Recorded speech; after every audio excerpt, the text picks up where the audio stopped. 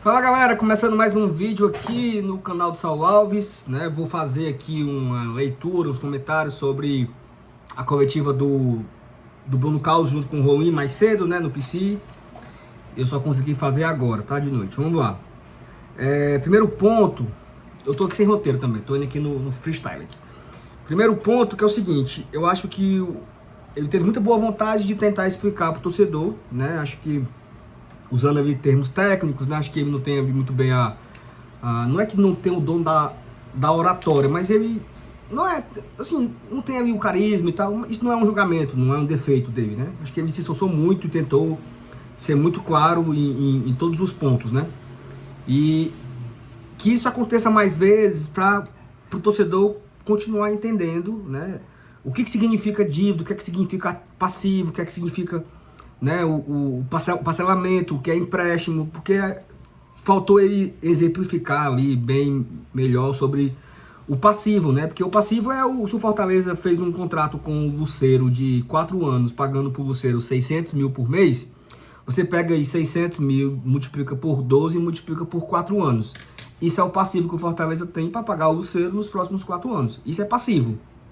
Então, você compra o seu apartamento financiado pela Caixa por 30 anos, você tem um passivo por 30 anos. É aquilo que você tem para pagar no futuro, né?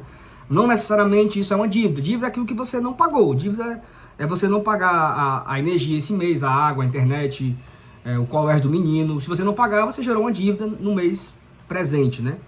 Então, no futebol é muito parecido, só que existe quando termina o ano, você tem as dívidas que você não conseguiu, os parcelamentos, os compromissos que você não honrou naquele ano, se torna dívida quando passa para o ano seguinte. E faltou explicar um pouco aí quais são as ações, né? A gente tem essa dívida, a gente tem esses compromissos que não cumprimos e nós vamos fazer isso, isso e aquilo, né? Ele pediu um voto de confiança para poder esperar passar a janela, para ele, inclusive já até marcou lá a data, né? Passar ali uns 3 dias depois da janela para ele ir lá no PC de novo apresentar todo o plano. Nós rescindimos com o Martínez. Por quê? Porque ele ganhava X, fizemos um acordo com ele assim, assim, assim, assado, e aconteceu isso, isso e isso. Se isso acontecer, vai ser maravilhoso, tá? Então, fica aqui, a gente vai ficar esperando chegar esse momento, porque eu acho que aí, quando ele começar a falar valores, né, para o torcedor realmente entender o que é dívida, o que é passivo, na hora que você reduz esses contratos que estão sendo rompidos, Lucero, Bruno Pacheco, Zé Everson, Martínez, não sei quem, quando você vai rompendo esses contratos, você vai também acabando com esses passivos e deixa de ser algo que você tem que cumprir nos próximos anos. Mas tem as dívidas que você tem com os bancos, né?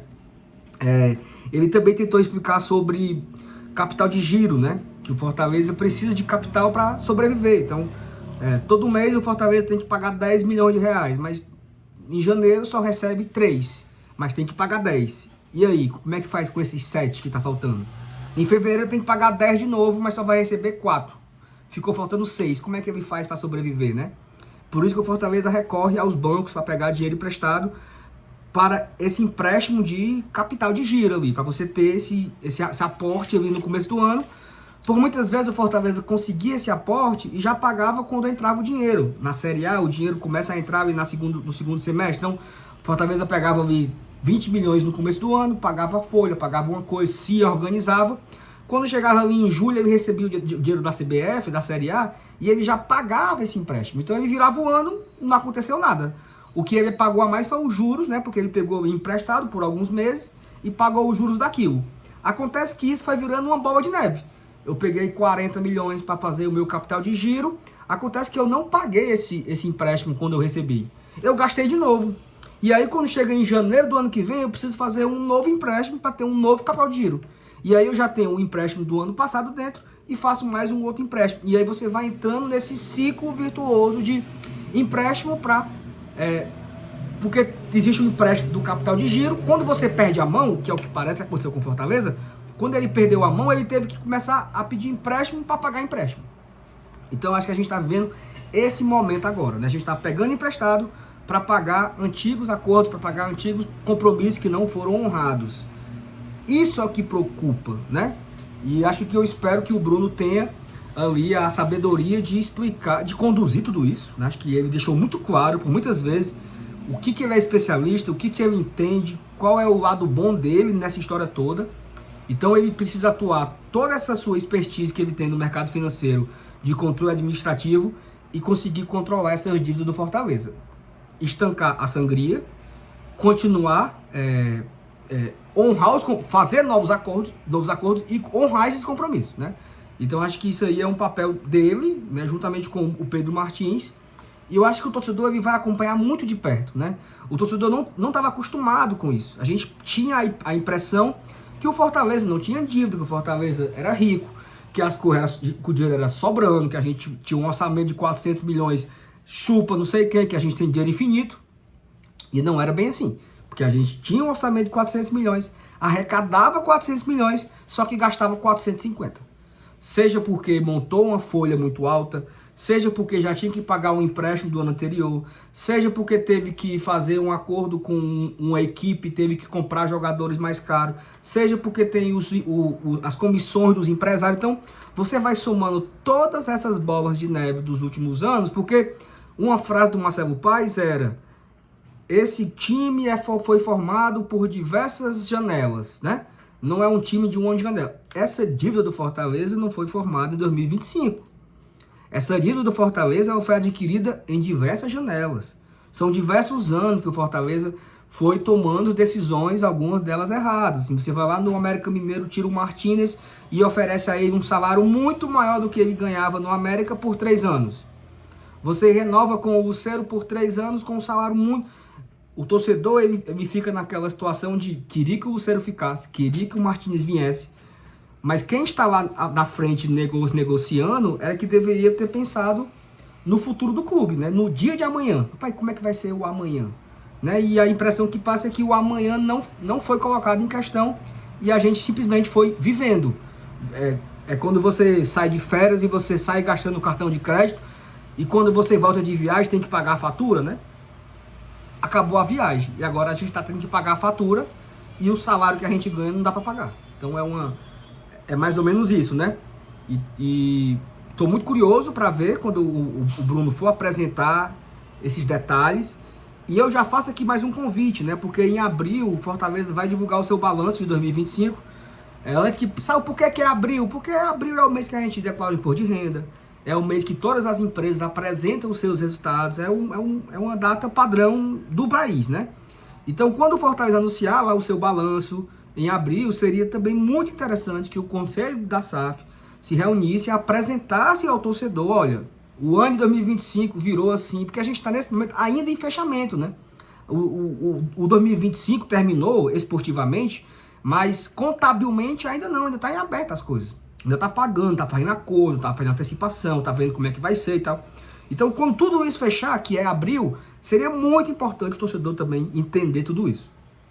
Por último, não menos importante, né, o Rolim falou muito pouco na entrevista hoje, e o momento que ele falou, ele poderia ter ficado calado, né?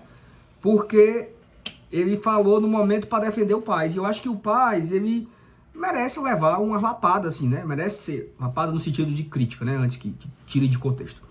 O Paes merece levar crítica, né? Porque ele era a figura central do Fortaleza, era o cara que ficava na linha de frente e aconteceu tudo isso, né? O time não só foi rebaixado, como ele abandonou o barco da forma que foi. Então é natural que o torcedor esteja chateado com ele e direcione o alvo nele, né? E aí o Rolim quis ali defender o Paes, entre aspas, e chamar a gente pra briga, chamar mais gente para também ser criticado, e ele mirou só no Alex, né? E o Alex foi lá no Instagram e respondeu ao Rolim, e tudo isso aí, meu amigo, não é nada bom pro Fortaleza, tá? Se o Rolim não gosta do Alex, ele engula calado, ele não tem que ir na sala de imprensa soltar piada pro Alex, não. O Alex é responsável por essas janelas que geraram a dívida, mas também era responsável o Daniel de Paula Pessoa, também era responsável o Boeck, também era responsável, agora por último, o Sérgio Papelim, né? Então, assim, se for mirar só em uma pessoa, o que aconteceu com o próprio Bruno Carlos também é responsável, porque era o conselho de administração. O Geraldo Luciano também já foi presidente do conselho. O próprio Rolim já foi presidente do conselho da SAF. antes de ser presidente da associação. Então, são muitas pessoas que ou foram coniventes com a má gestão financeira do Marcelo Paes, ou não se importaram e deixaram passar, né? Então, não somente o Alex é um dos responsáveis, sim. Só que acaba que a fala do Rolim pro Alex é muito mais uma jogada pessoal do Rolim do que uma abertura da crítica para mais pessoas, né? O Rolim poderia ter botado para ele a culpa. A culpa também é minha, porque eu sou presidente da associação e não acompanhei, né? E ele mirou no Alex, que não está mais no clube desde abril, né? E vivemos toda essa celeuma aí nas últimas semanas dessa indefinição política do Conselho da SAF. E o Rolim foi lá e apimentou ainda mais, e o Alex vai responder. E aí talvez depois, sabe? E o Fortaleza, nessa história aí, não tá ganhando nada.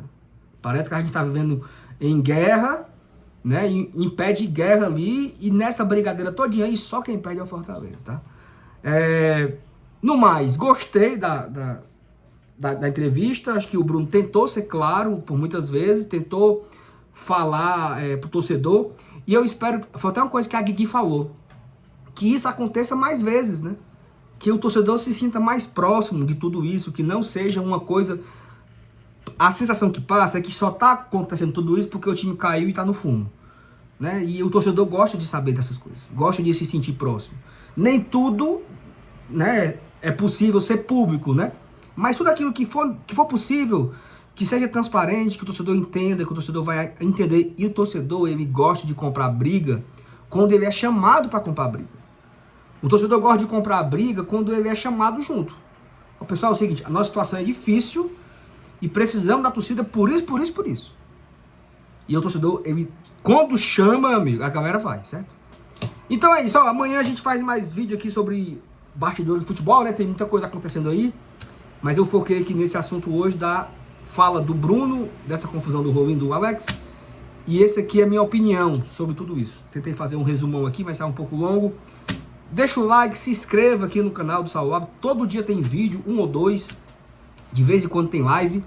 E a gente está tentando fazer aqui desse site, dessa página aqui no YouTube, um canal direto com o torcedor para a gente conversar, trocar uma ideia todo dia, tá bom? Deixa o like, se inscreve, comenta, compartilha, faz o membro e faz o hype e tamo junto.